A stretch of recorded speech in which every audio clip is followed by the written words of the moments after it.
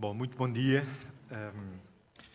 Queria começar por agradecer o convite que me foi feito. Eu chamo-me Ricardo Carvalho, sou arquiteto. Queria agradecer o convite que a Cecília e o Maurício me fizeram, a Porta 33. Queria expressar aqui a minha admiração por esta dupla e pelo projeto que construíram ao longo de 30 anos. Sou um admirador e conhecemos-nos não há muitos anos, mas foi inesquecível. E é um gosto enorme estar aqui. Quando o Maurício me telefonou e me lançou este repto, de imediato aceitei com o maior empenho possível. Eu não vou fazer aquilo que a Filipe Oliveira fez antes no primeiro painel. Creio que será mais interessante usarmos o tempo para partilhar algumas ideias e abrir a conversa ao público. Queria só dizer-vos que a Ana Tostões, aqui remotamente, é arquiteta e professora catedrática de arquitetura no Instituto Superior Técnico e foi até este ano diretora do DOCOMOM, ou seja, de uma associação internacional que protege e valoriza o património arquitetónico moderno, ou seja, do século XX, à volta do mundo. E desse legado resultaram obras de classificação e de recuperação dos edifícios muito relevantes e também publicações que poderão consultar porque se relacionam em muito com a escola que o arquiteto Raul Chorão Ramalho construiu, também ela, Património Moderno. Depois, aqui à minha esquerda, está o arquiteto Paulo de Vide, que basicamente é um dos grandes protagonistas da arquitetura contemporânea portuguesa. O Paulo tem o seu escritório sediado no Funchal, é também professor universitário e tem dado aulas um pouco à volta do mundo, em várias escolas internacionais, Mantua, Cornell, no estado de Nova Iorque. Mais recentemente é professor convidado do Instituto Superior Técnico e, acima de tudo, é também um entusiasta de uma ideia de relação não predatória com a paisagem destas ilhas e tem sido um dos ativistas no sentido de chamar a atenção para como devemos agir quando temos que transformar alguma coisa. O Pedro Ribeiro, a seguir ao Paulo, do meu lado esquerdo também, é arquiteto, é metade da dupla Ponto Atelier, também com o escritório sediado no Funchal. Sou uma dupla mais jovem, mas com um trabalho muito interessante e devidamente reconhecido. Ganharam o Prémio FAD para instalações efêmeras recentemente. O Prémio FAD é um prémio ibérico que reconhece o trabalho de arquitetos espanhóis e portugueses em território da Península Ibérica e, portanto, o Pedro e a Ana, que não pôde aqui estar presente hoje, mas está muito bem representada, são também uma espécie de visão otimista daquilo que pode ser uma nova geração a iniciar a sua atividade profissional e intelectual num território onde, apesar de tudo, continua a ser difícil afirmar a arquitetura quando se está fora dos grandes centros urbanos. Por último, o Francisco Adão da Fonseca é arquiteto baseado no Porto e tem um percurso que se caracteriza sobretudo por um gosto grande pelas questões que fazem a arquitetura tocar a tecnologia e a técnica. Tem desenvolvido projetos, eu diria, bastante radicais no modo como estas duas componentes podem informar a nossa disciplina e como a arquitetura pode e deve relacionar-se com uma ideia de construção que não é exatamente aquela que as grandes corporações e o mercado nos tentam obrigar a utilizar por razões estritamente mercantilistas. Portanto, é um painel muito variado. Eu sou arquiteto e professor universitário e hoje o Maurício e a Cecília incumbiram-me de ser o detonador da mesa, coisa que vou fazer agora, lançando aqui algumas ideias e provocações e depois passarei a palavra pela ordem que enumerei. Bom, a Isabel Carlos há pouco lançou umas ideias que andam mais ou menos aqui nos meus apontamentos e eu fui incumbido de falar um pouco da relação da arquitetura com a educação. Ora bem, a primeira coisa que eu gostaria de partilhar aqui com o nosso público é que será muito importante passar ao futuro uma ideia que é nem tudo é arquitetura, em primeiro lugar, e, portanto, a pouca que temos urge compreendê-la melhor, protegê-la e, obviamente, utilizá-la do melhor modo possível. A atividade humana lança-se numa ideia de construção, de transformação do território, que por vezes gera artefactos que são mais tarde compreendidos como arquitetura, e isto tanto serve para as coisas que têm milhares de anos como para aquelas que têm apenas meio século. E, portanto, a primeira coisa que eu creio que quando se fala de educação no âmbito da nossa disciplina é importante relevar, é dizer que nem tudo é arquitetura e, portanto, há que fazer um diagnóstico daquilo que é, de facto, a arquitetura e daquilo que queremos proteger e acarinhar e compreender melhor, estudar e passar a todos. Eu não acho que seja só aos mais novos, acho que é a todos, aos mais sénior, aos mais novos, e dizermos porque é que cada artefacto é relevante nesta ideia de memória coletiva que também foi aflorada aqui no primeiro painel. Portanto, posto isto, evidentemente que a escola desenhada pelo arquiteto Raul Chorão Ramalho é arquitetura.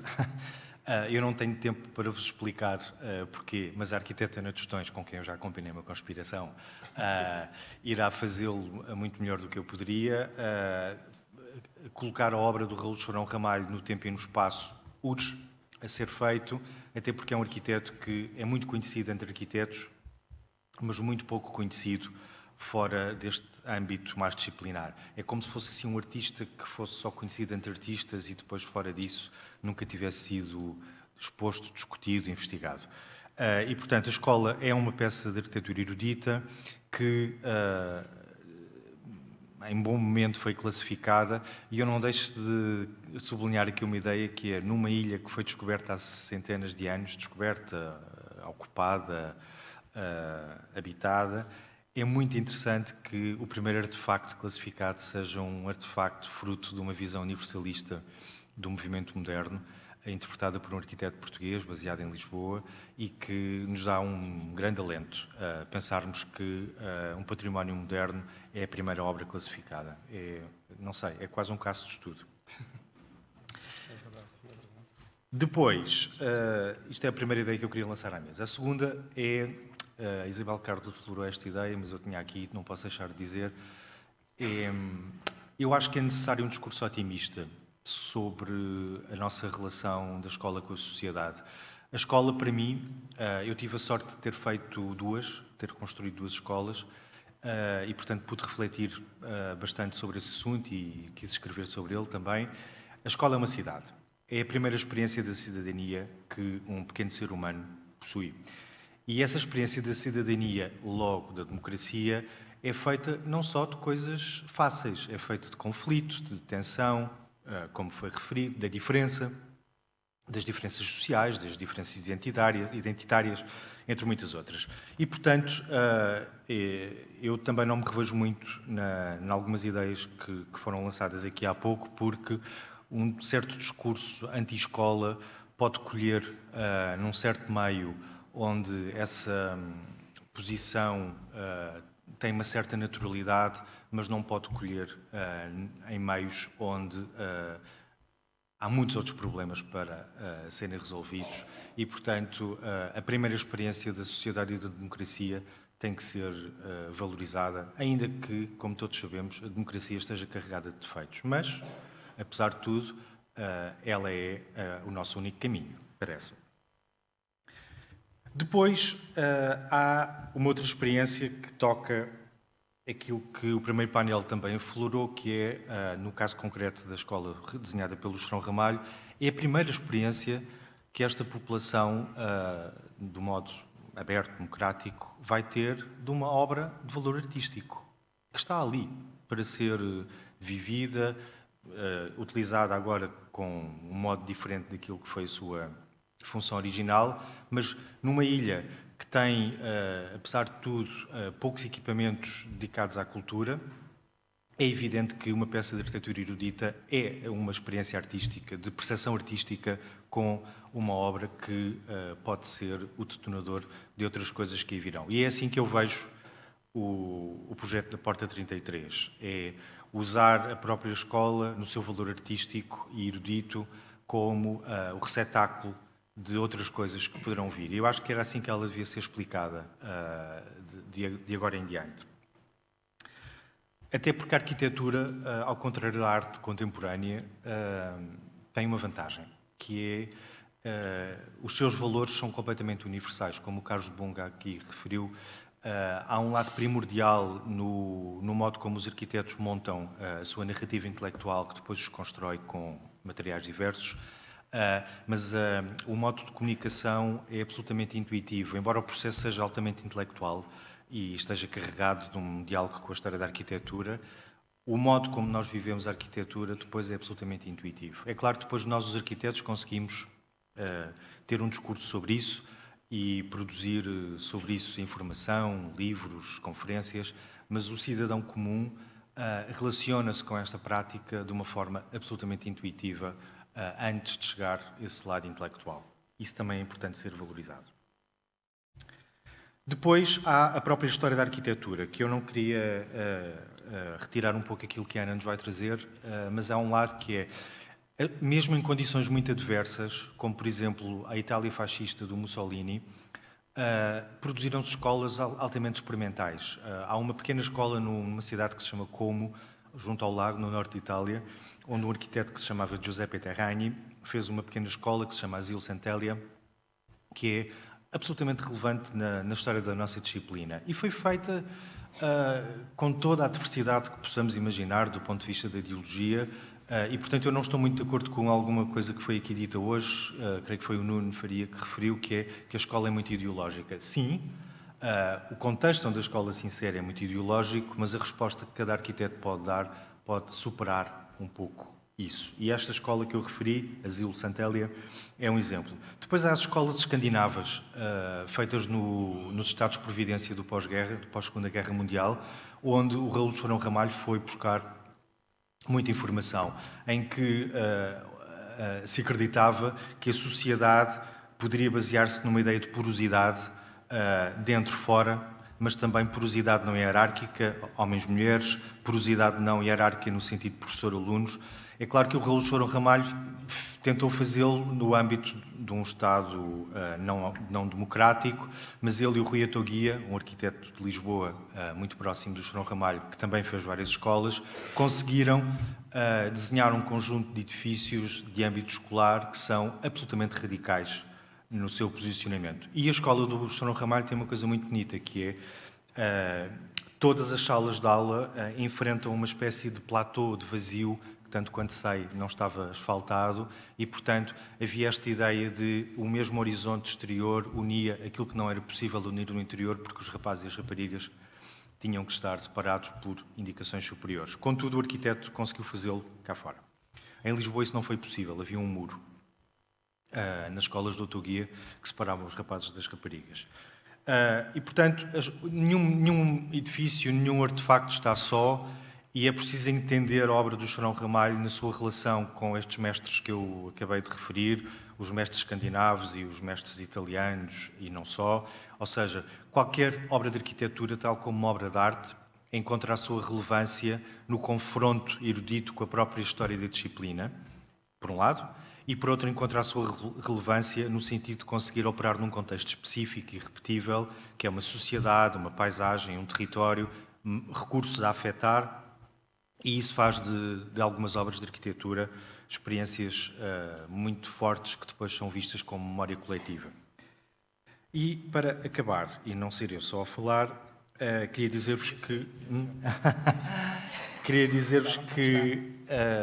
para mim a ideia de património, e estão aqui pessoas muito mais autorizadas do que eu para falar de património, tem um pouco a ver com isto, que é um mistério. Porque é que há obras que rapidamente são lidas como património pelas pessoas e há outras pelas quais nós temos que lutar imenso para que sejam classificadas. É um mistério que eu acho que o ser humano ainda não conseguiu resolver muito bem, porque reparem, várias obras da cultura ocidental foram imediatamente classificadas como património pelas pessoas, foram acarinhadas, não as demoliram, e outras, imensas pessoas tiveram que lutar para proteger as obras. Esta escola teve a felicidade de pertencer ao primeiro grupo. Eu sei que ela esteve sob risco de demolição, contudo, houve um conjunto de pessoas que conseguiram que ela aí estivesse e que esteja disponível para ser adaptada e vivida de outro modo. Como veem, a mim não me faz confusão nenhuma que os edifícios mudem de uso, é o seu desígnio. Eu não acredito nada numa visão funcionalista da arquitetura. Há um arquiteto italiano que se chamava Aldo Rossi, que escreveu um livro belíssimo em que fala exatamente na ideia da arquitetura poder albergar várias funções ao longo do tempo e que esse é o seu desígnio. O que fica é a forma, a função, transforma-se consoante as necessidades e os desígnios. Posto isto, passaria a palavra à professora Ana Tostões para responder um pouco aqui aos reptos que eu lancei. Obrigado. Bom dia, muito obrigada também pelo convite. Tenho muita pena de não poder estar, enfim, presencialmente com todos vós, mas já sabem que tive um acidente na noite, véspera da ida. Enfim, ainda tenho a mala feita, ainda nem sequer desfiz a mala para ir para o Porto Santo. Estou aqui com uma perna com gelo e fiz uma ruptura de ligamentos, portanto não foi mesmo possível apanhar o avião, porque de resto podia estar aí com o gelo e a falar convosco. Ora bem, eu gostava de perguntar ao Ricardo quanto tempo é que eu tenho para falar. 5 minutos. 45, então... 45. Acho que é 5, Ana, porque a ideia é ser uma coisa uma mais coisa muito rápida. Então sim. Pronto, então eu se calhar não passo imagens, porque acho que em 5 minutos vou atrapalhar. Eu acho que era importante para a plateia passares as imagens que tens. Mas é que são muitas. Não dá para 5 minutos. Passamos em slideshow. Está bem. Mas eu queria dizer que não estou completamente de acordo com o que o Ricardo Carvalho disse, de que a obra do Chorão Ramalho não é assim tão conhecida. Na verdade, eu diria que nos anos 90 eu pelo menos conhecia e divulguei-a. Eu disse conhecida entre arquitetos, Ana. Conhecida entre arquitetos. Está bem, mas isso também é normal, não é? O problema é de facto passar para fora. Mas, por exemplo, eu estou a recordar-me que fizemos uma exposição, sei lá, por exemplo, a exposição de Frankfurt, que esteve no Deutsche Architecture Museum, tinha uma série de obras do Chorão Ramalho e foi conhecida entre arquitetos internacionais, que também é importante. E depois houve uma exposição itinerante organizada pelo então IPAR, onde, de algum modo sistemático, até se estudaram as obras do Chorão Ramalho, concretamente na Madeira. Mas então eu vou partilhar ecrã. Como é que eu faço?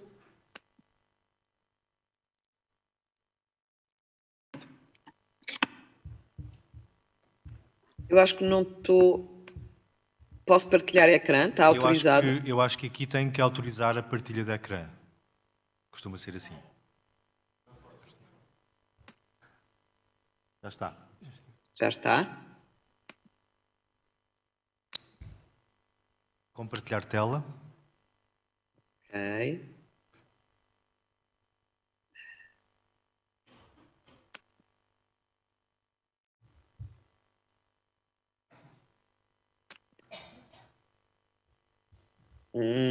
Eu estou a carregar em compartilhar e não estou a conseguir. Já está, Ana, já está. Isto não dá é para ser assim muito... Agora fazes visualizar e modo de tela cheia. Ricardo, eu sei fazer. Agora, a questão é que estas coisas demoram segundos e se calhar não consigo fazer em 5 minutos. Mas vou ser o mais rápida possível. Houve aqui qualquer coisa que não estava bem, exatamente. Mas não faz mal. Exato. Eu conheço o Chorão Ramalho final dos anos 80, princípio dos anos 90, e devo dizer que a primeira obra, enfim, assim, mais singular, é uma das realizadas na Madeira. a capela do cemitério das Angústias. E é muito interessante ver o Chorão Ramalho em contexto, porque ele nasce em 2014, portanto, desculpa, em 1914, e está um pouco entre a geração do Keil, nascida em 10, e depois, por exemplo, esta gente toda da geração que festejamos este ano, nascida em 22, o Tainha, o Teutónio, o Conceição Silva, o Vitor Pala, o Costa Martins, enfim, uma série deles. O Atogui é mais velho. Mas é muito interessante ver que o Chorão Ramalho tem este desfazamento, porque na verdade teve um problema de saúde, teve uma tuberculose terrível que lhe atrasou os estudos, e eu sempre entendo que essa maturação, digamos, essa lentidão a que ele foi obrigado na sua vida, esteve no fundo fechado durante 2 anos, o torna um arquiteto diferente enfim, de todos os modernos, porque é de facto o grande arquiteto construtor, na minha opinião. E como digo, no trabalho que eu desenvolvi no final dos anos 80 e que foi publicado em 95 e depois 97, nos Verdes Anos, o Chorão Ramalho é de facto um dos meus heróis. Eu creio que hoje já é reconhecido, por exemplo, que estamos agora a ver aqui o Centro Comercial do Restelo, que tem aquela particularidade curiosíssima em que o Chorão Ramalho faz com que o Querubim Lapa seja um ceramista, não é? O Querubim era um escultor, e é o Chorão que o convida para trabalhar nos revestimentos desse seu conjunto, enfim, de habitação social, um conjunto multifuncional em Lisboa. Depois vamos ver um Raul Chorão Ramalho que vai abraçar de um modo singular a diáspora portuguesa, não é? Ele não vai trabalhar não só nas ilhas, não só na Madeira, no Porto Santo, como também em Macau. E esta escola, por exemplo, é, do ponto de vista do reconhecimento patrimonial e da luta pela defesa, preservação do património, um exemplo. Nós estamos todos os anos a trabalhar, e referiste que eu fui presidente do Docomom International, um mandato longo, foram 12 anos, entre 2010 e 2021, e posso dizer que a escola Pedro Nolasco foi qualquer coisa que nos ocupou anualmente. É uma luta insana, mas, enfim, temos ganho. Como sabem, Macau é uma realidade extraordinária, de uma dinâmica imobiliária fantástica. Brasil, um outro lugar do Portugal no mundo, onde o Raul Chorão Ramalho afina, não é, digamos, toda a sua síntese da cultura portuguesa, eu diria, um pouco uma certa arquitetura chã, muito erudita, não é? Em que ele trabalha betão, trabalha calçada portuguesa, integra a obra de artistas e é capaz de conjugar, enfim, em climas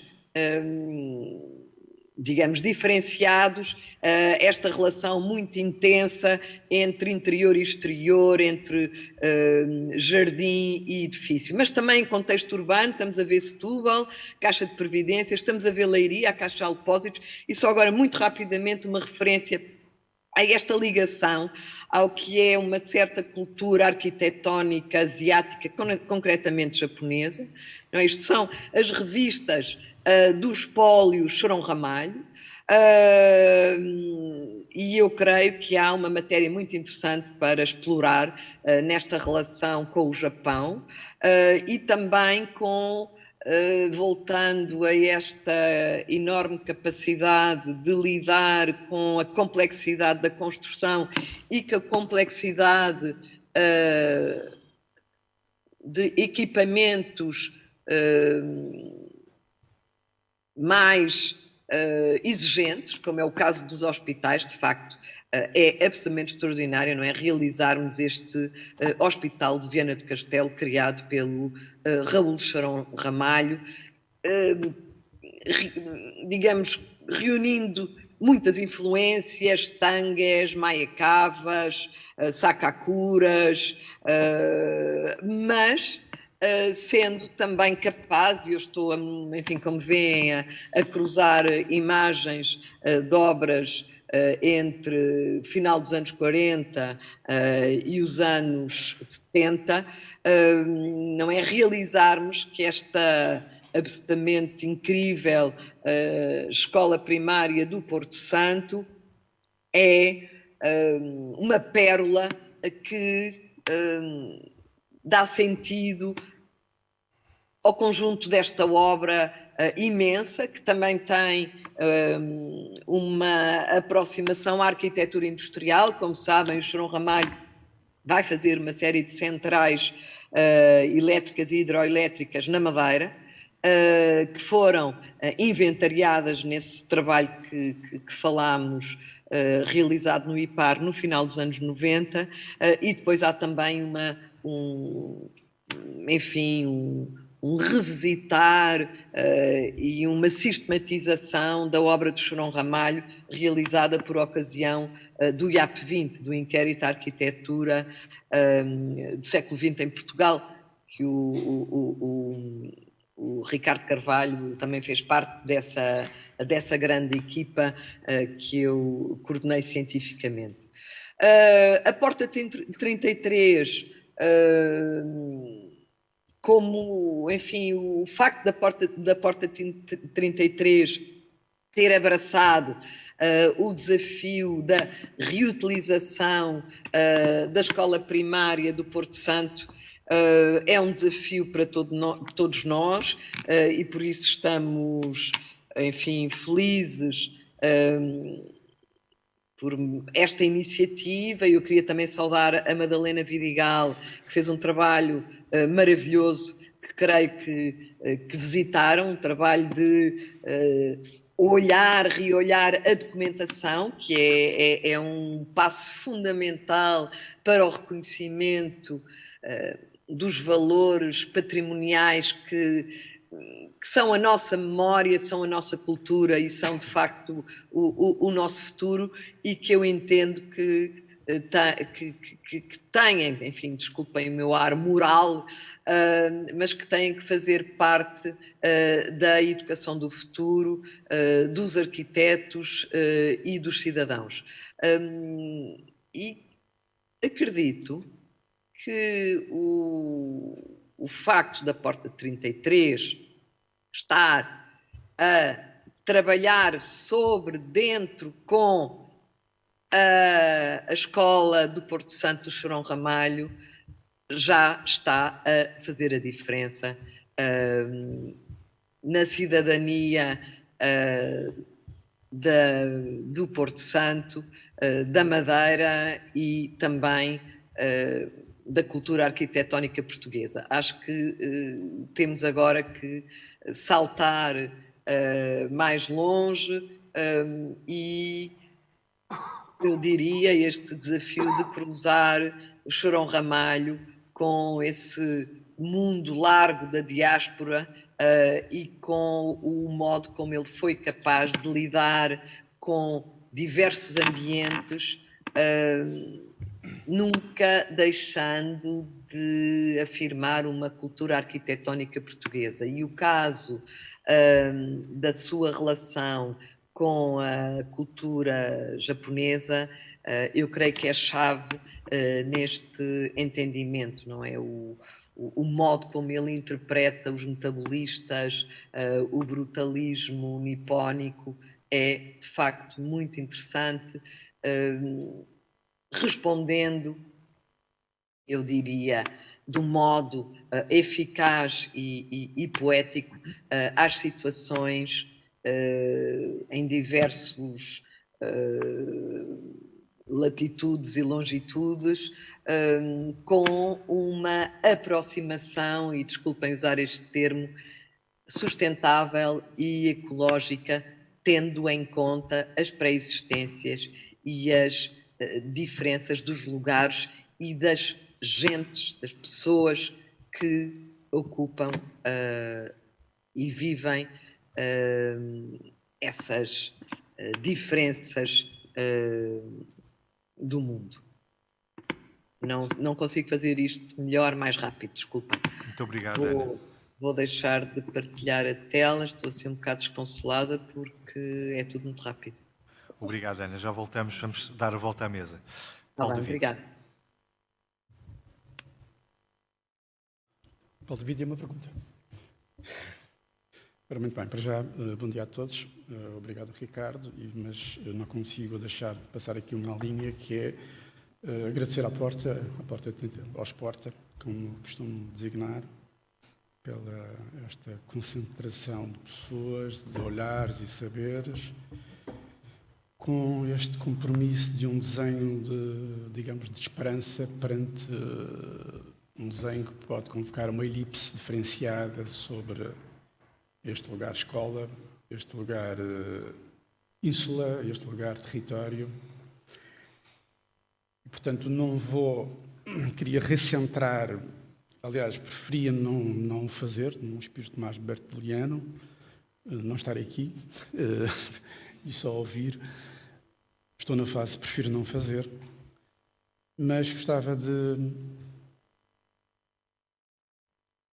tocar em alguns pontos que hoje de manhã foram ditos, que me entusiasmou bastante e que foram muito bonitos, sem entrar na condição ou entrando na condição, talvez perigosa, porque estamos perante uma plateia de docentes, da condição do Humberto Eco, que nos fala do limite da interpretação, e que nós realmente estamos perante um texto escrito por muitos, não é?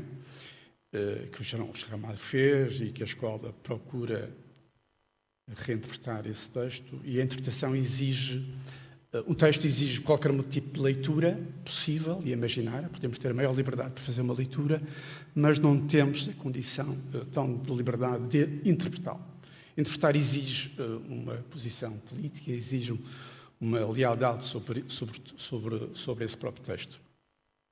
Portanto, sobre essa lógica crítica, sobre esse trabalho. Portanto, eu não queria estar na condição da crítica da escola, porque me exigia outro posicionamento, mas gosto sempre de retomar a condição de lição de Barthet, que é para os posicionamentos que é um professor, que é aqueles que ensinam objetivamente ou restritamente com a condição de transmitir, aqueles que que ensinam a aprender, e o que eu procuro é esta condição de ensinar com o objetivo de desaprender, com esta possibilidade de desaprender. E o que aqui a Porta nos coloca é, com este tema potentíssimo, práticas para a reinvenção da escola e a sua relação com o lugar, e este sufixo do re tem uma importância gigantesca para uma condição de interpretação muito forte.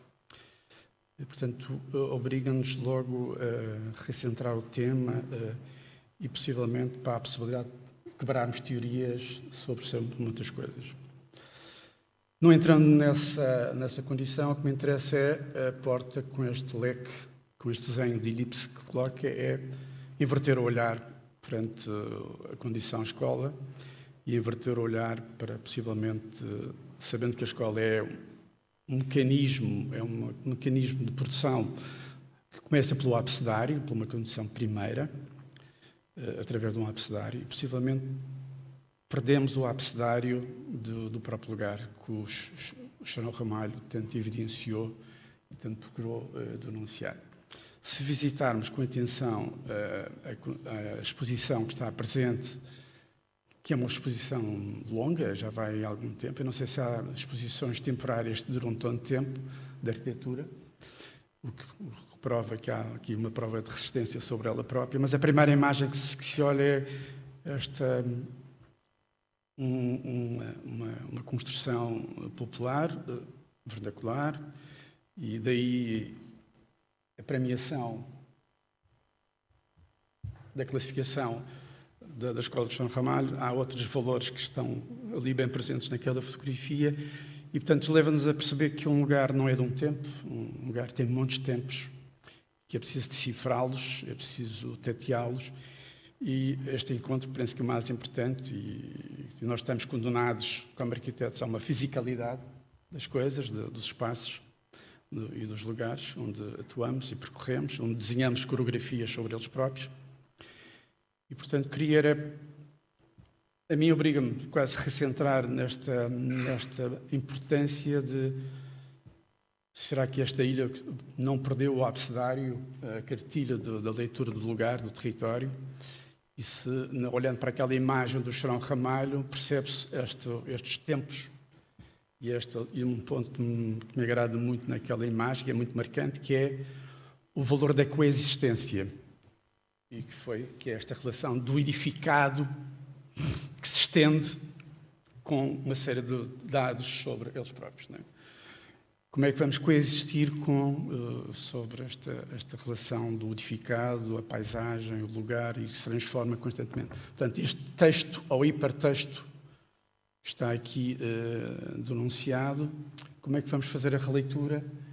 Como é que o podemos fazer? Portanto, eu estou mais interessado não em trazer aqui uma conclusão, mas de ver se conseguia fazer uma pergunta, que é, no fundo, nós, como os arquitetos, estamos sempre à procura de uma pergunta sobre os nossos trabalhos. E que pergunta é que podemos fazer sobre a continuidade ou a coexistência da leitura deste território, que se foi distinguindo, se foi se divorciando numa relação que o Chorão Ramalho disse que era importante fazer, que é esta relação chã, este lado quase réptil que a arquitetura pode ter de nos levar a esta condição. E há aqui um ponto de homenagem que eu gostaria de colocar antes de chegar ao Chorão Ramalho, que é um cineasta português, que é o Bruno do Canto, que faz talvez a primeira homenagem ao Porto Santo, pelo menos a mais potente que eu conheço, que é a Canção da Terra, que é de uma beleza extraordinária, que expressa, pelo menos é o primeiro filme que eu conheço que denuncia o valor do território e o mecanismo de uma ação que é a agricultura, os homens a trabalharem a terra. Essa Canção da Terra, só por si só, é um filme de uma beleza extraordinária e está simplesmente a evidenciar uma ação primária, não é? Que é a agricultura. E o nome primário é tão bonito, não é? E hoje estamos a ver, com os problemas que estamos a ter, o que nos aflige é através da condição primária, que é outra vez não sabemos se vamos ter agricultura para nos continuar a viver todos juntos, não é? E esta Canção da Terra toca muito fundo e aquela imagem da exposição, que espero que se prolongue, ou que seja, digamos, quase um dos pontos referenciais da escola, é perceber os tempos diferenciados, se soubermos tatear todos os tempos deste lugar, e nós temos flores exóticas já muito potentes nesta ilha, não é? Distantes, com arquiteturas de veraneio, que distanciaram-se deste lugar, distanciaram-se da Canção da Terra, perderam a sua coexistência e o seu valor. Portanto, o que me interessa nesta prática, ou nesta retoque que a Porta tem 3 toque, é que leitura, como é que vamos ler este texto do território?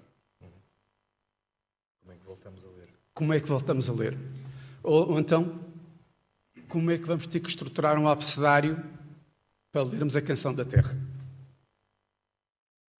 Obrigado, Paulo David. Pedro Ribeiro. Bom dia. Antes de mais, obrigado também pelo convite e estar aqui neste painel tão forte, tão diverso e forte.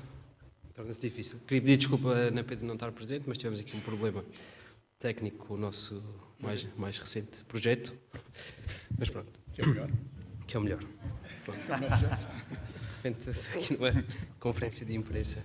Não vem com estudo pré-feito. Não. Bom, quando falamos do arquiteto Chorão Ramalho, e aqui temos estado a abordar uma série de temas relativamente à escola e à obra do arquiteto, de repente falamos do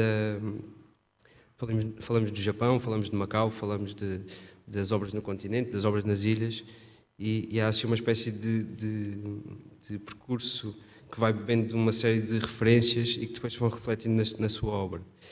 E quando se fala da escola do Porto Santo, que se torna esta referência ou que motiva este encontro que reúne a cultura, reúne os arquitetos, os artistas, uma série de pessoas muito interessantes que vêm contribuir para este discurso ou para cultivar a cultura nesta região do Porto Santo, que acaba por se tornar bastante isolada, torna-se um momento muito importante. E quando se fala da escola, fala-se do programa da escola, e neste caso da Escola de São Ramalho, fala-se de um espaço que faz um desenho de futuro e concentra as humanidades, a ciência e a cultura. E quando a escola fecha, em 2018, acabamos por perder um bocado da cultura, não é? Porque ela acaba por se encerrar num espaço obsoleto que não tem pessoas, como se falava há pouco, não é vivenciada, mas ela continua ali a ter um certo valor patrimonial, que é reconhecido entre os arquitetos, e que, com o trabalho da Porta 33 e com estas ações, acaba por evidenciar esse valor na cultura. Começa pela cultura aqui no Porto Santo e depois vai se espalhando por todos estes convites e encontros que vão acontecendo. Isso é fundamental enaltecer esta possibilidade da arquitetura convocar esta discussão, tornando-se isto, sendo a arquitetura uma disciplina que vive destes temas holísticos e à conta desta arquitetura que agora se tenta reativar através da cultura e através da implementação de uma escola, que há bocado Maurício dizia que seria uma segunda escola, mas que pode ser uma primeira escola, porque no fundo é o que vai evidenciar os valores culturais e que se calhar pode refletir esta possibilidade da reformulação da escola e do ensino clássico. Penso que, de repente, à conta de uma obra de um arquiteto ou de uma obra de arquitetura, estamos a levantar todas estas questões de recentrar uma certa cultura, uma certa identidade local.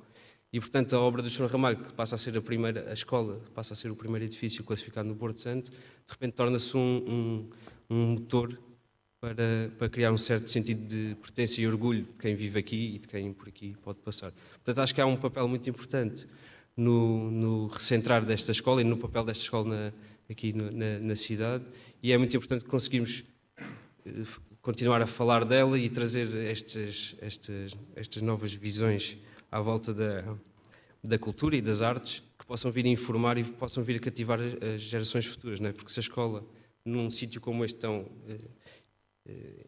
queria dizer encerrado, porque esta coisa do mar e do horizonte tem tanto belo como de dramático, não é? Há sempre a possibilidade da saída, mas a escola acaba por ganhar um papel muito importante neste texto urbano da arquitetura e acaba por ser transversal às várias gerações.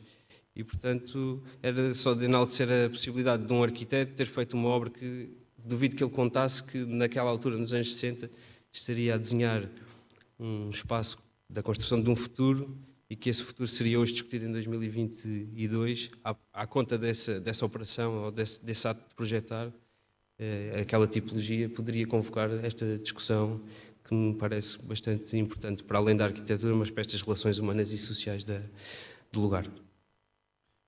Obrigado, Pedro. Francisco. Obrigado pela oportunidade de nos encontrarmos. Eu gosto imenso de Maurício e Cecília e dos amigos deles. São todos fantásticos. E desta ilha. Ora, pegando um bocadinho nas palavras do Ricardo, do Ricardo, em que a escola é uma cidade. Ora, uma cidade, sim senhor, é uma cidade onde as crianças primeiro têm o seu contacto e os seus traumas e as suas, como é que era? Os castigos? Não, o stress.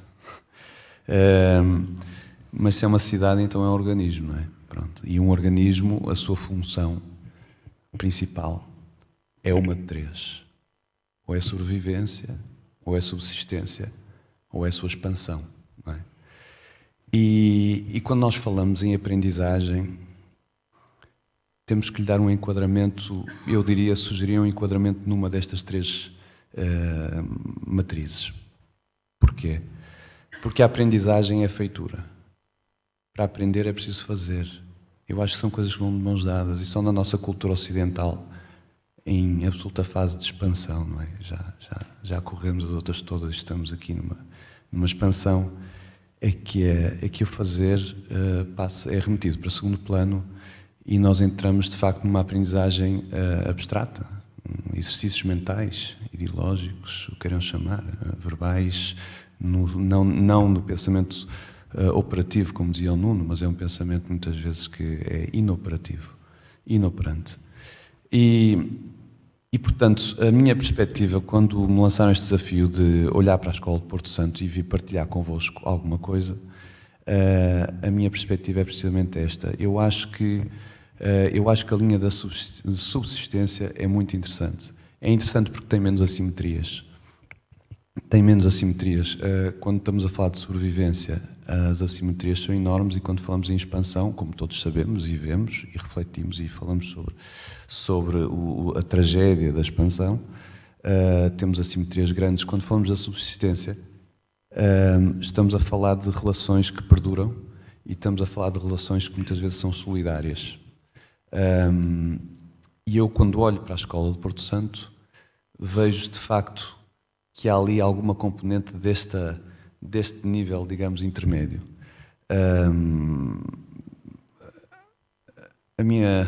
Eu tenho reverência ao João Ramalho, porque todos têm, mas eu, olhando, eu não conheço bem, gosto muito do que vejo lá, mas olhando em específico para a escola, que não sei se está adulterada, se não está, quer dizer, não conheço a história do edifício, nem do arquiteto, o que vejo ali, há ali uma tentativa, eu acho, de gerir um elemento que é fundamental, absolutamente fundamental em Porto Santo. E, nesse sentido, acho que aquele edifício é muito interessante.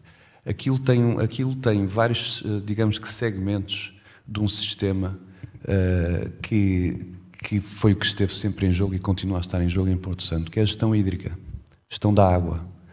É uma escola que tem coberturas de diferentes tipos. Temos cobertura com capacidade de contenção de água, sim, talvez uma interpretação de Solão, mas talvez não só, que tinha gárgulas, não é? Temos uma escola que está, supostamente, ainda não estou certo, costas voltadas para um ribeiro. Temos coberturas planas, absolutamente planas, que eu acho que talvez seja uma interpretação mais formal, modernista, mas que também tem muito interesse na questão da gestão da água, porque a água gera-se e limpa-se e filtra-se com raios ultravioletas, não é? E com a oxigenação. Portanto, quando temos pouca profundidade, isso acontece com mais facilidade. Depois temos umas canaletas que correm junto à estrada, temos uma cisterna, portanto, uma série de outras coisas. Quer dizer, temos ali uma organização do edifício, um layout do edifício, das salas, enfim, das cantinas, das caixas de saneamento, etc., que tudo aponta para uma preocupação, talvez mais uma aprendizagem das questões de gestão da água. E depois, juntamente com a água, é engraçado porque a água é um elemento, talvez o material mais importante da arquitetura. Mais importante assim de longe, não é? O ar também é importante porque é um veículo da água, não é? Mas a água é um componente fundamental da arquitetura, é o que destrói a arquitetura, não é? É o que faz a arquitetura, não é? O betão, as presas hidráulicas das argamassas, é tudo, os choques térmicos do aço, por exemplo, não é? Das têmperas, é tudo, é a água que tem um papel fundamental e também no conforto dos edifícios. Ora, eu acho que esta escola, do ponto de vista do entendimento da água, é muito interessante, e do entendimento do ar, do vento. Achei muito engraçado. Quem é que mostrou umas fotografias do vento? Foste tu, não foste, Maurício? Foi começava com umas palmeiras. Sim. O entendimento do vento é muito interessante. Esta escola, acho que tem...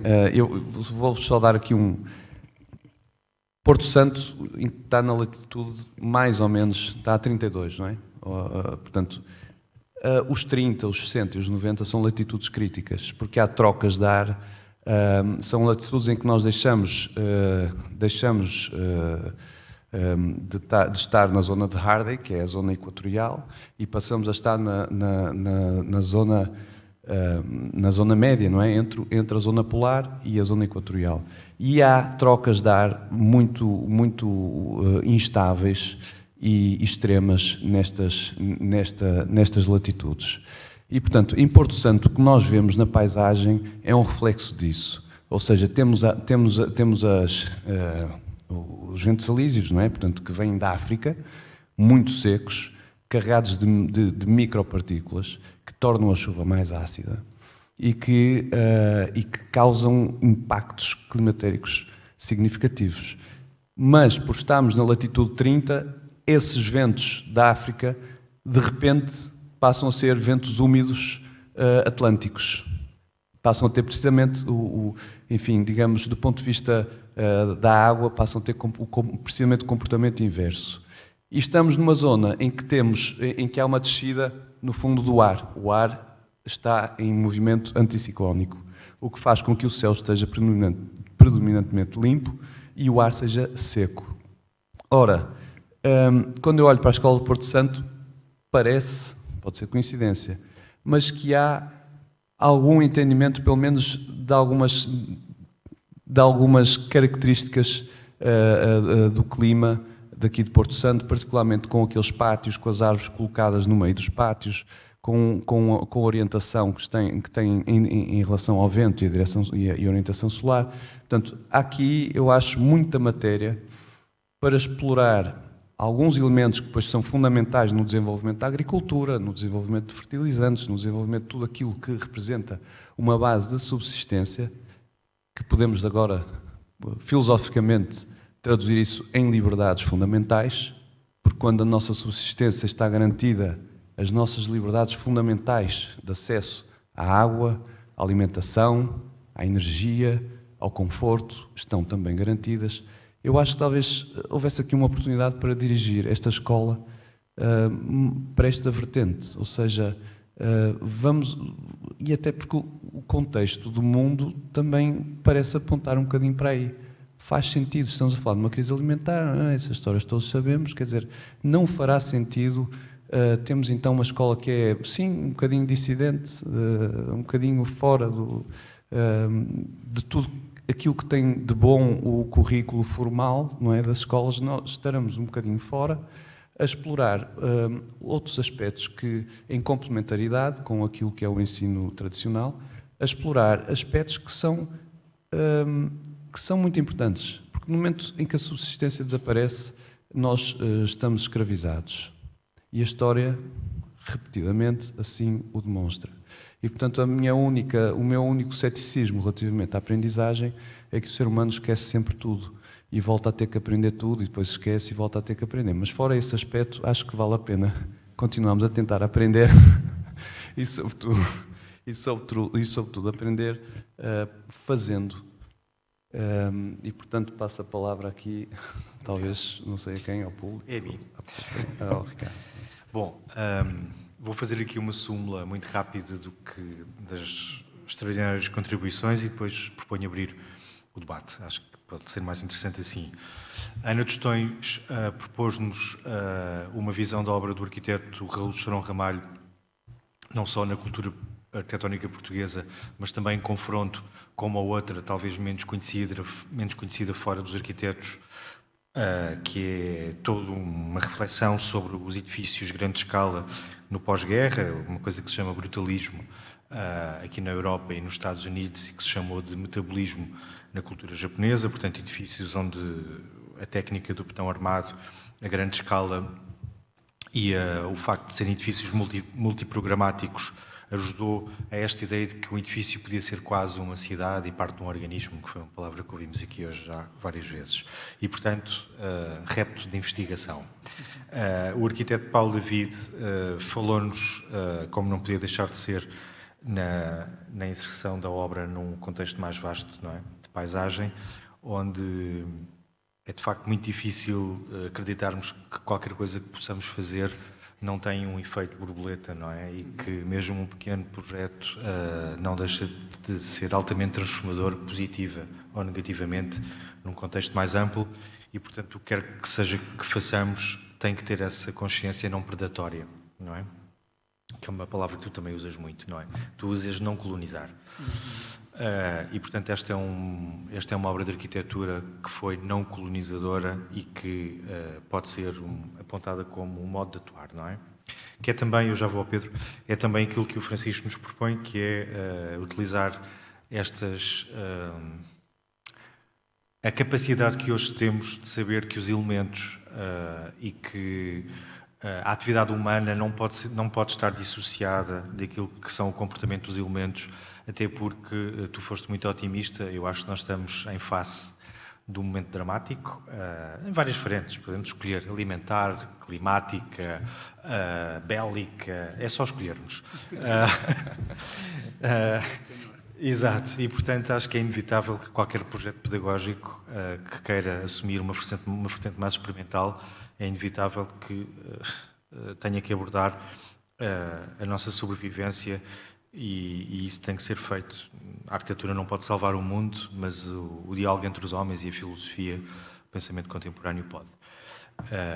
Mas para isso haverá outro painel aqui hoje. E o Pedro Ribeiro falou-nos desta ideia de que a cultura pode estar ao centro. Eu também partilho muito desta possibilidade, que é uma divisão entre disciplinas humanísticas, científicas e a cultura. Se entendemos a cultura como prática artística, é muito estranha. A ideia da especialização provoca-me calafrios. Os arquitetos têm lutado muito porque a sua própria disciplina é anti-especialista, é anti-especialização e, portanto, nós somos muito sensíveis a este facto do conhecimento poder ter a ambição de se partir e cada um cria um filão e depois há pessoas que só sabem de garrafas de plástico sem saberem o que é a água e o que é um sistema hídrico e o que é a distribuição da própria água. E a nossa disciplina é uma disciplina resistente. Em relação a isso, oxalá possamos vingar. E, portanto, cultura sim, se entendermos cultura como tu disseste, síntese. Tu falaste em holístico, mas sim é isso. Ou seja, reunir todos os saberes numa síntese possível, cada tempo poderá fazer a sua, não temos outra hipótese, não tentarmos de fazer uma. E agora, posto isto, abria o diálogo à plateia. Não sei quem é que me vai ajudar aqui com os microfones e isso, mas também se falarem alto também se ouve. Isabel Carlos. Mas nós queremos. Sou eu. Sou eu que estou a... Não sei.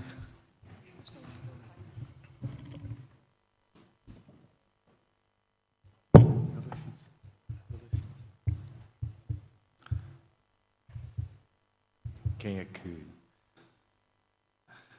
Foram aqui lançadas muitas ideias. Paulo Pires do Val. Há algumas que te tocam. Exato. Gostava então de fazer não é nenhum desvio, é centrar na especificidade do edifício, que é uma escola. Alguns de vós já desenharam escolas e interessa muito, como também na mesa anterior foi sugerido, perceber como é que o espaço é o terceiro elemento determinante na aprendizagem, ou melhor, se calhar até o primeiro, é o antecessor, é logo o primeiro mestre. Não? Ou seja, como é que a arquitetura é já também um professor, uma professora, um educador.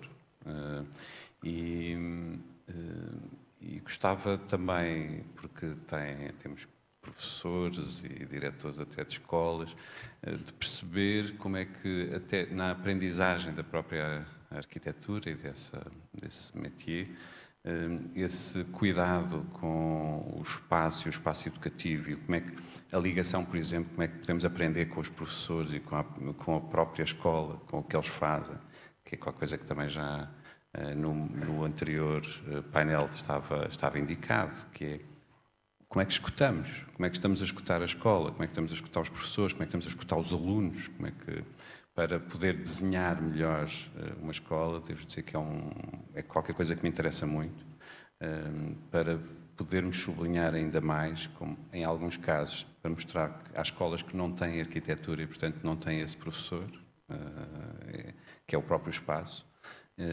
e que era importante estas que são elas próprias educativas, o espaço é educativo, é determinante dá-las como bom exemplo. E custa-me, por exemplo, há o Conservatório de Aveiro, que é extraordinário como espaço educativo. os próprios arquitetos não o conhecerem ou esta própria escola ser pouco conhecida até dentro do meio da arquitetura. Portanto, era só um ponto, mais do que uma pergunta, era sublinhar, mas gostava de ouvir alguns comentários sobre como é que é isso de desenhar uma escola e como é que se ouve os pedagogos e como é que se dá atenção a essa experiência de educação no próprio espaço, na construção do espaço. Posso começar eu? Porque também é um assunto que me é caro. Bom, uma escola, como já foi aqui dito, pode ser uma árvore com os bancos à volta. E em algumas comunidades não ocidentais, portanto, que vivem em contextos onde isso é possível, continua a ser assim que funciona. Ou seja, a escola é, antes de mais, um conjunto de pessoas que estão juntas num espaço geofísico. Claro que a arquitetura ocidental, o que é que fez? Fez uma coisa, quanto a mim, muito interessante, que é formalizou essa capacidade da ideia do coletivo. Por isso é que eu comecei por dizer que muitas vezes é a primeira experiência de cidadania. E, sem querer ser ofensivo, muitas vezes para os próprios professores é a primeira experiência com a arquitetura erudita. Porque muitos de nós vivemos em espaços que não foram desenhados por arquitetos, e muitos de nós vivemos e vivem, muitos de nós vivemos e iremos viver em espaços que são fruto de processos especulativos onde a arquitetura erudita não tem capacidade de entrar e, portanto, a escola é, de facto, o garante, muitas vezes, no primeiro confronto com uma ideia, Paulo, poética. Que é aí que toca muitas práticas artísticas de imprevisibilidade, de proporção dos espaços, do modo como os espaços se relacionam uns com os outros, o valor do vazio, que também já foi aqui muitas vezes referenciado, a ideia de que o material pode ser entendido na sua essência ao ser revestido. Portanto, poderíamos continuar aqui muito tempo. Portanto, eu diria que se alguma coisa funcionou bem nas democracias, é que normalmente os edifícios da escola pública normalmente são afirmados pela arquitetura erudita. Infelizmente não podemos dizer sempre, mas podemos dizer muitas vezes. E isso é uma coisa que tem a ver com o facto de, como já aqui foi dito, apesar de tudo a arquitetura está ligada ao poder e à ideologia, mas para alguma coisa que sirva, não é? É para isto. É para garantir uma ideia de bem comum e de acesso a uma ideia de espaço e de matéria que muitas vezes não é possível. Agora eu lançava aqui a...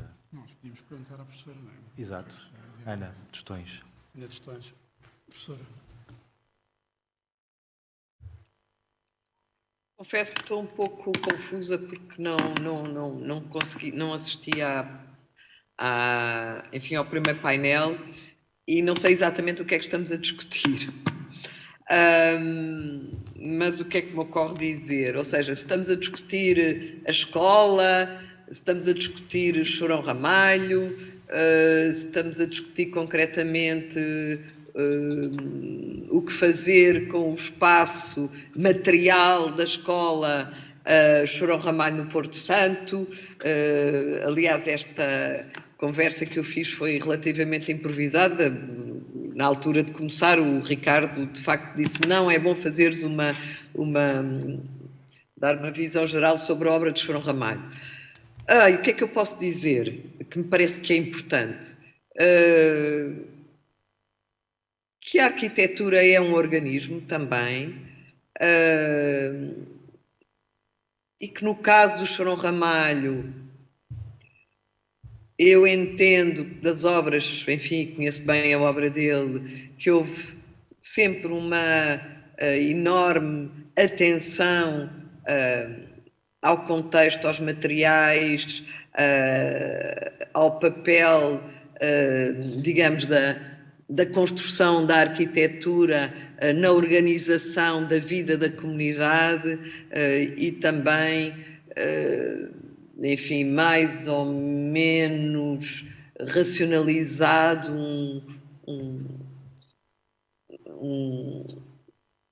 uma vontade de transcendência que faz a diferença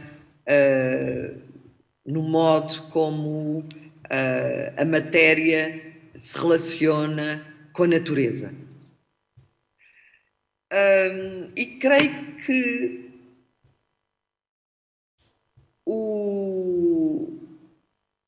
a Escola do Porto Santo é, de algum modo, uma síntese desse percurso que eu penso que poderia ser usado como mote futuro, quer dizer, o espaço, enfim, vazio, que já não é escola, no Porto Santo, mas que pode ser usado de outro modo, e estamos hoje a usá-lo de outro modo. Talvez pudesse ser um lugar de aprendizagem desse modo de intervir no mundo, enfim, que é um pouco inevitável, com essas demandas da emergência, enfim, da urgência contemporânea, entendendo, enfim, o que foi a lição que podemos, ou o que podemos tirar desta lição, deste, diria, autor silencioso, no sentido do respeito pelo lugar, pela natureza, enfim, pelo contexto. Creio que eu tento sempre pensar num modo que possa ser eficaz e consequente no futuro. E creio que esta escola, que é muito, no fundo, ela é bastante vanguardista na época. Ela faz-me lembrar muito a do Otto Bartning em Lisboa, a escola alemã também, os módulos, a ligação com a terra, enfim, a outra talvez mais efetiva, não é? No sentido em que tem as hortas, logo, enfim, desde o final dos anos 50, onde as crianças aprendem a trabalhar a terra e a perceber o que há de dimensão vital nessa relação com a terra e, no caso, com a alimentação, mas também com as questões do clima. Estou a pensar que poderia ser pensada esta escola em contexto largo, atlântico, centro do Atlântico, próximo das Canárias, não distante dos Açores, entre 3 continentes, como lhe dar uma dimensão universal e criar um lugar catalisador e com impacto. Estou um pouco a pensar nisso, portanto também a ligar para a questão do património, enfim, que não é só memória, é uso e é cidadania. E como disseram, e bem, a escola, enfim, é enfim, no mundo ocidental e não só, o primeiro contacto verdadeiramente comunitário, eu diria, de formação. E não esqueço, enfim, de recordar, porque vem-me imediatamente à memória, como vocês sabem, o Cinema Flamingo do Castro Rodrigues no Lubito, que já não é um cinema, não é? Que está uma ruína, e que é utilizado como espaço de aprendizagem de escola para as crianças. Eu até acrescentaria, antes de passar aqui a palavra, Anderson, até acrescentaria o facto que alguns de nós que aqui estão hoje estudaram num convento que é um convento de São Francisco em Lisboa, é uma obra magnífica, um convento que depois da extinção das ordens religiosas foi um hospital, depois foi a Academia de Belas Artes, acho que ainda é, e foi também Escola Superior de Belas Artes e depois Faculdade de Arquitetura. e, de facto, a experiência da escola pode ser muito diversa, ou seja, não tem que ser estritamente aquela que estamos aqui a discutir hoje, que é um edifício moderno, fruto de um pensamento meados do século XX, mas é sempre marcante.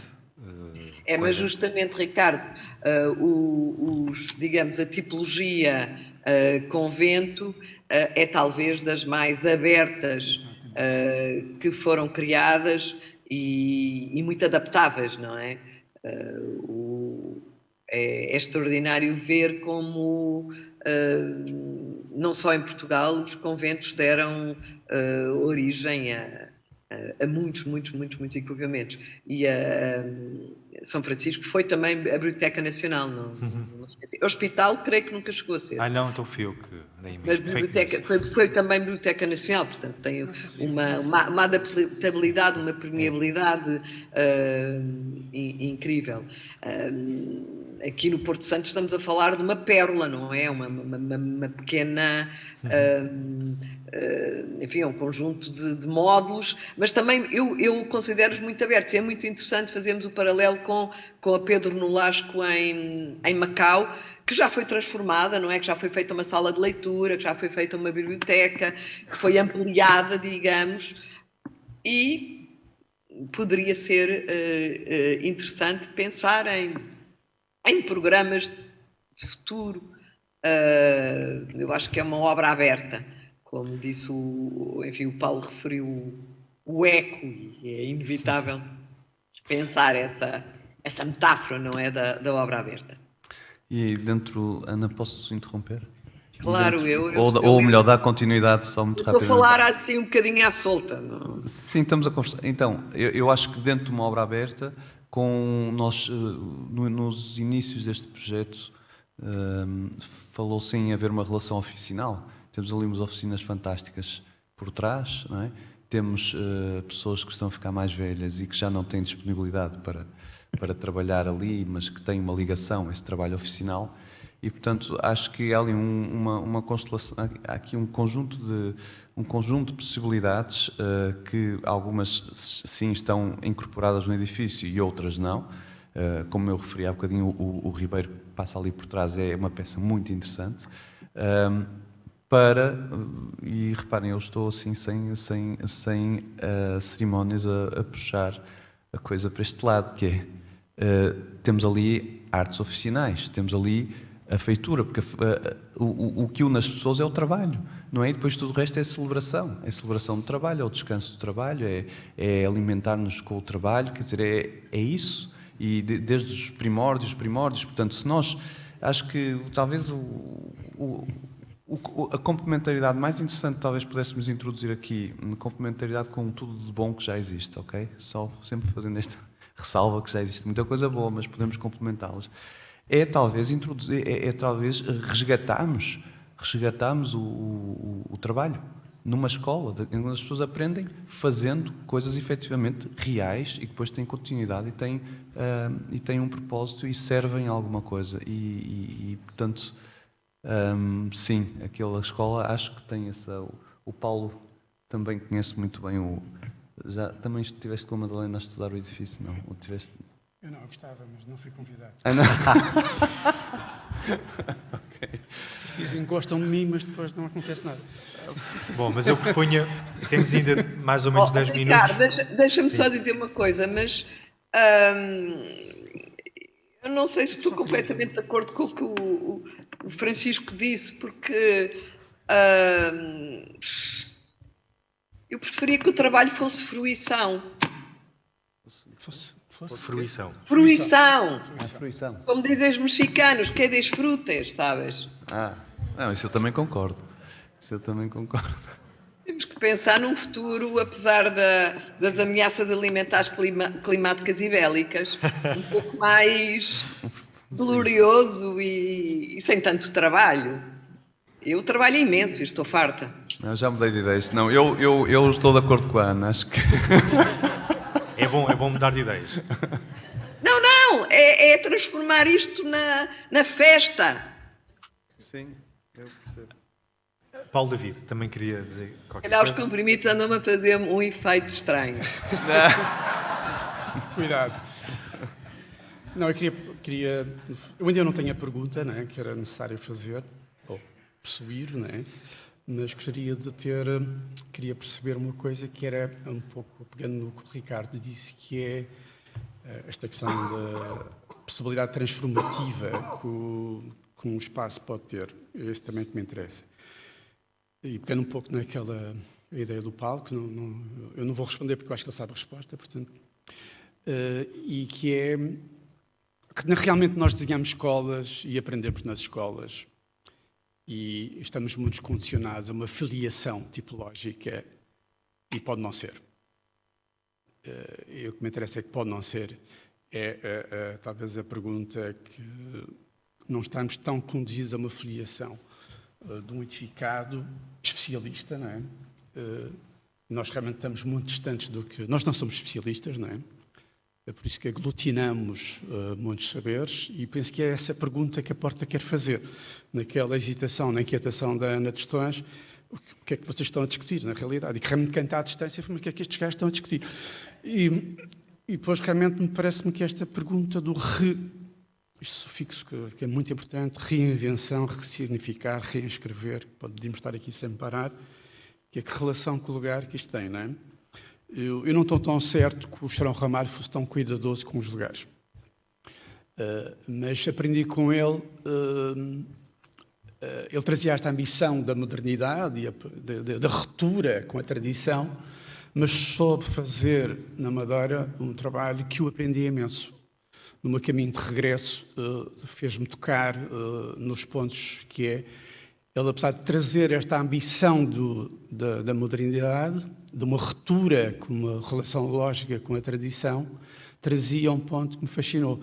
Fez sempre com materialidade do lugar. No fundo, introduzir códigos que nos eram próximos.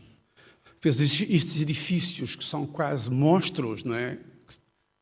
No caso da escola não é verdade, mas no Funchal era um caso fora de escala, mas trazia a relação da pedra, a sabedoria da pedra, evoluiu a condição da pedra, como é que se trabalha a pedra vernacular, e, portanto, introduziu aquilo que tu tanto estás aqui a tentar dizer, que é a erudição sobre o valor das coisas.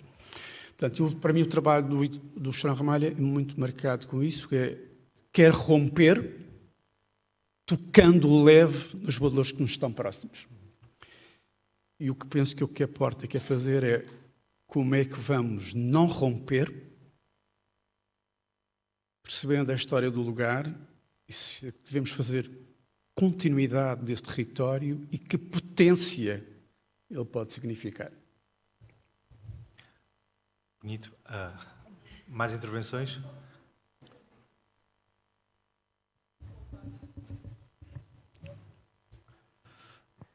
Olá. Aproveitando tantos arquitetos aqui na mesa, como é que este edifício pode ser reabilitado?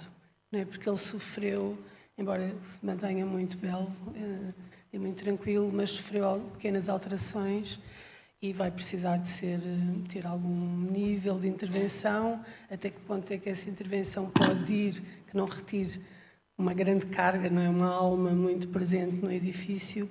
Como é que ele pode ser reabilitado, o edifício? E, para mim, um espaço que é absolutamente património, que é o espaço vazio entre os dois edifícios, não é? A escola, não é? As salas de aula, os pátios e o refeitório. E como é que vamos resistir à tentação de ocupar esse espaço?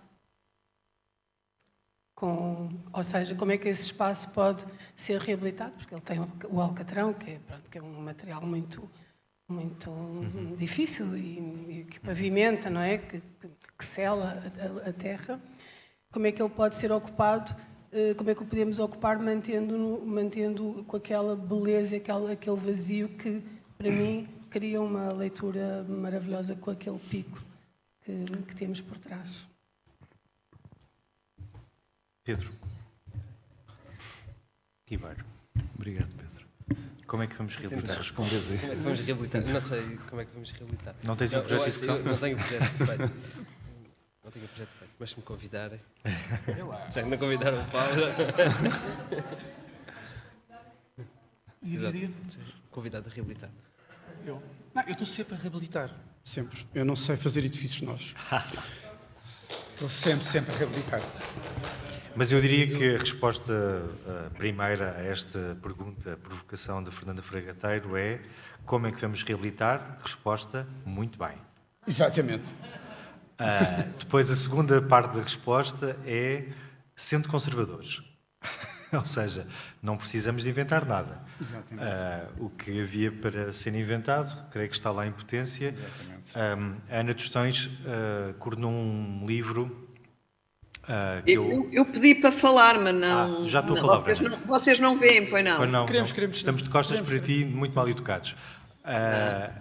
Há um livro que exatamente sobre esse tipo de metodologias, ou seja, como é que o património moderno, ou seja, entenda-se, arquitetura do século XX, como é que esse património pode ser reabilitado nas suas várias vertentes, a intelectual, o que fazer, mas também a tecnológica, como fazer sem retirar o que eu acho que é o cerne da tua pergunta, como intervir sem retirar aquilo que é a invisibilidade daquela beleza, não é? Porque muitas vezes quando se intervém em edifícios, o edifício perde a sua identidade. E Ana, queres pegar aqui, nesta deixa? Sim.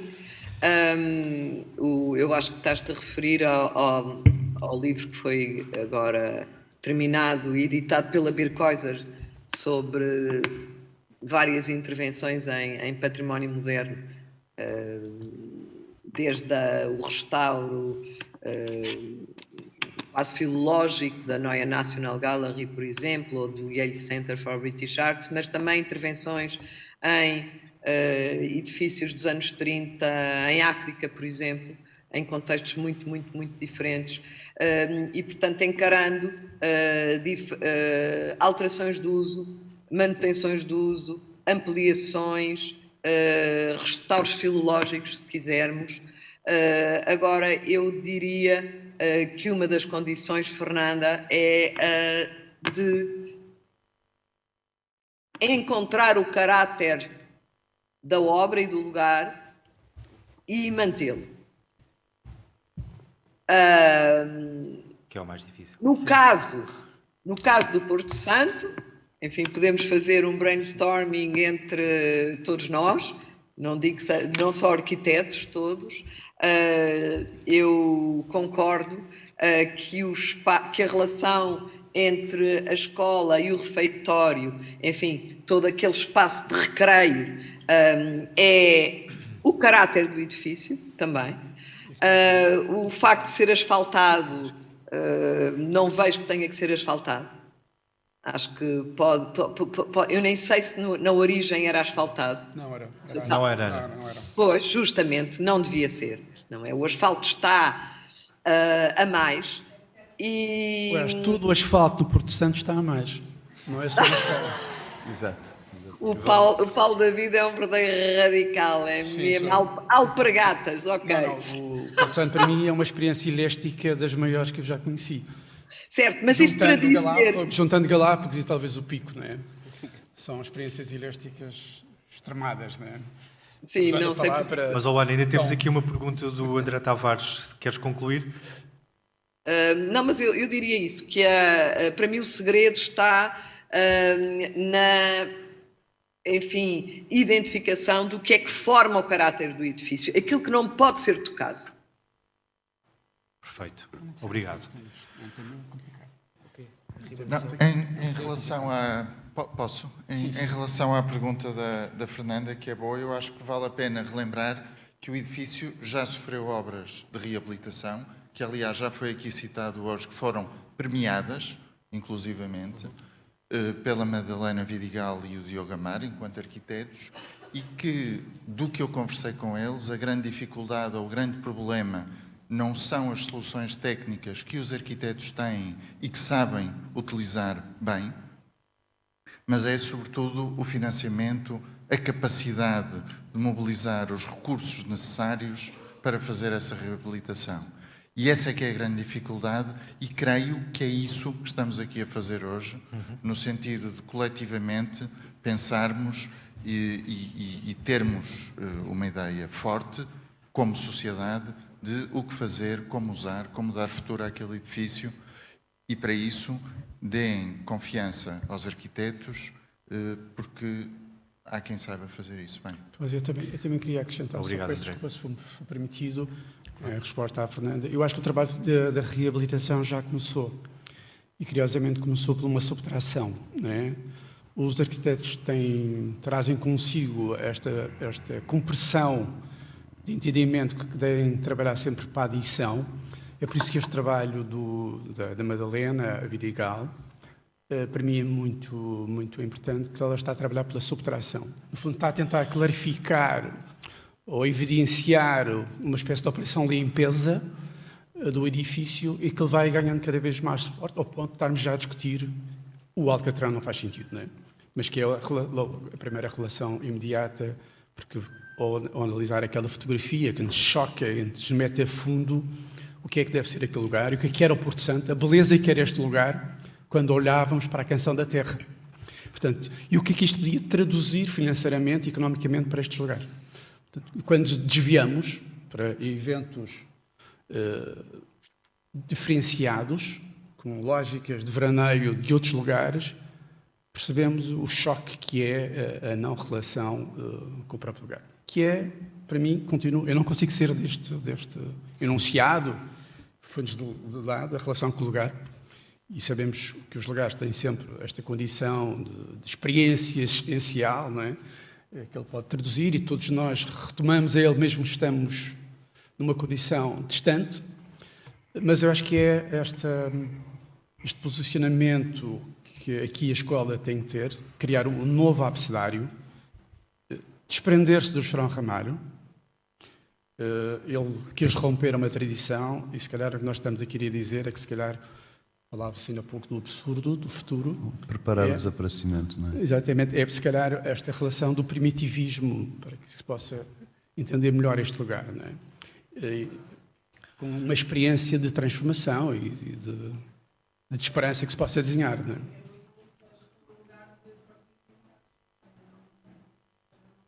Posso? Tudo, desculpa, não centrar tudo no lugar, não esquecermos o resto porque estamos focados no lugar, mas é muito isso, é o lugar de chegada e de mas a partida. beleza das ilhas é que são espaços de contaminação, não é?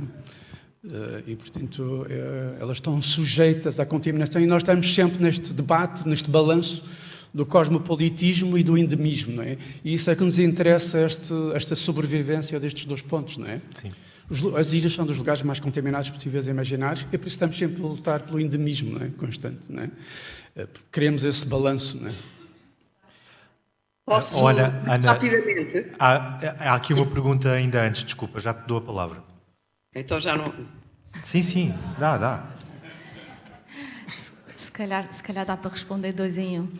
Muitos parabéns a este painel pelas partilhas. Tem sido muito enriquecedor. Eu queria apenas colocar aqui uma pergunta ao painel. Uma das primeiras vezes que visitei a exposição, achei logo, a nível dos desenhos, que era talvez a obra com mais plasticidade do Raul João Ramalho. É quase mondriânica quando se vê aquela procura pelo um desenho e as proporções, e também misturados com os materiais e as cores. A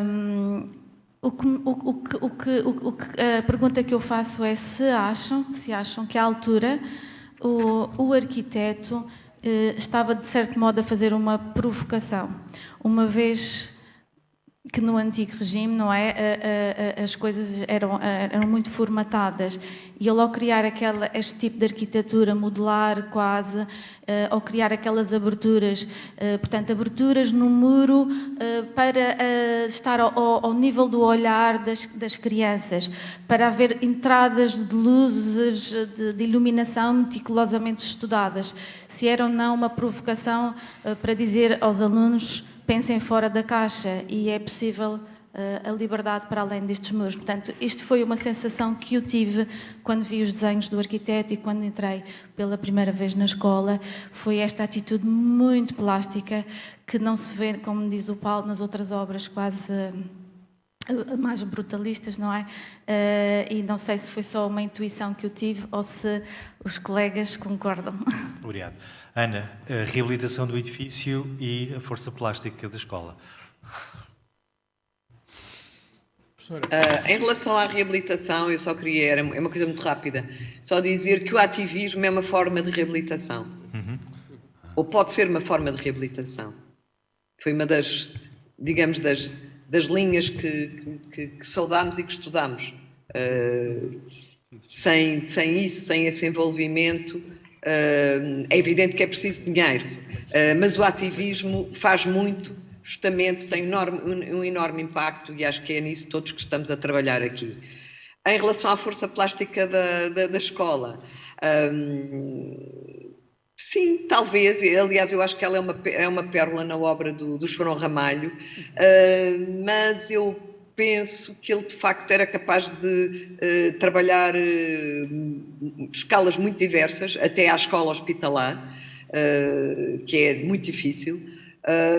Mas creio que de algum modo a Embaixada de Portugal em Brasília também é uma obra que podia ser uma obra colossal e soberba, e ele tem um domínio de escala absolutamente extraordinário, tal como na escola de Macau. A do Porto Santo é uma pérola, enfim, de facto a pequena escala, com essa enfim, afirmação talvez mondriana, não sei bem. Eu acho que o Chorão estava um bocadinho fora do que era o mainstream em Portugal, o que era a produção mais corrente. Ele era de facto um tipo diferente. Não nos podemos esquecer que ele nasceu no Fundão, que é um lugar muito especial, com muita força, não é? Ele é um homem ali das serras, do fundo da Serra da Estrela, das Cerejas, com uma infância e uma adolescência que passaram por esse conhecimento também telúrico, diria eu. Agora, esta escola é de facto uma beleza, e naquela altura é verdade que, enfim, já havia algumas, estou-me a lembrar da Teixeira de Pascoais, do Atoguia, também feita com um tipo de modelação, cheio vazio, zona de pátio, pequena horta, para os alunos trabalharem. Havia muitas considerações sobre os equipamentos escolares, sobretudo a partir de 51, 52, com a Conferência de Amistad e com os trabalhos do Charun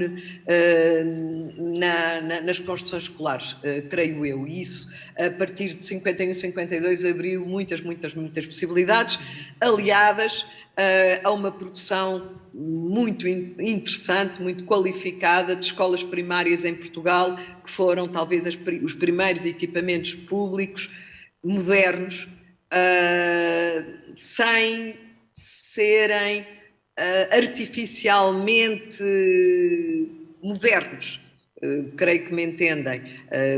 Portanto, a partir de 51, 52, são as câmaras municipais que têm o pelouro da educação primária, e isso vai fazer toda a diferença, porque no governo, isto é para responder à questão do Estado Novo, porque de facto as encomendas governamentais continuavam com digamos, a imagem escolar, ou a imagem da educação monumental, ostensiva, por aí fora, não é? A primeira encomenda diferente governamental é o Liceu Padre António Vieira, ou Atoguia, já em 1959. Não é? Pronto, eu queria deixar esta ideia que o ativismo é um processo fundamental na reabilitação e determinante. Ótimo, obrigado. Eu creio que temos que concluir, exatamente, é 1h15. Espero que tenha sido produtivo este painel para o objetivo, ou seja, paisagem e território, o artefacto construído que é a escola, o seu significado social, político, cultural e artístico, todos num só, e, finalmente, a necessidade de uma comunidade poder ter acesso a este valor e a nossa responsabilidade em comunicá-lo e preservá-lo. Obrigado.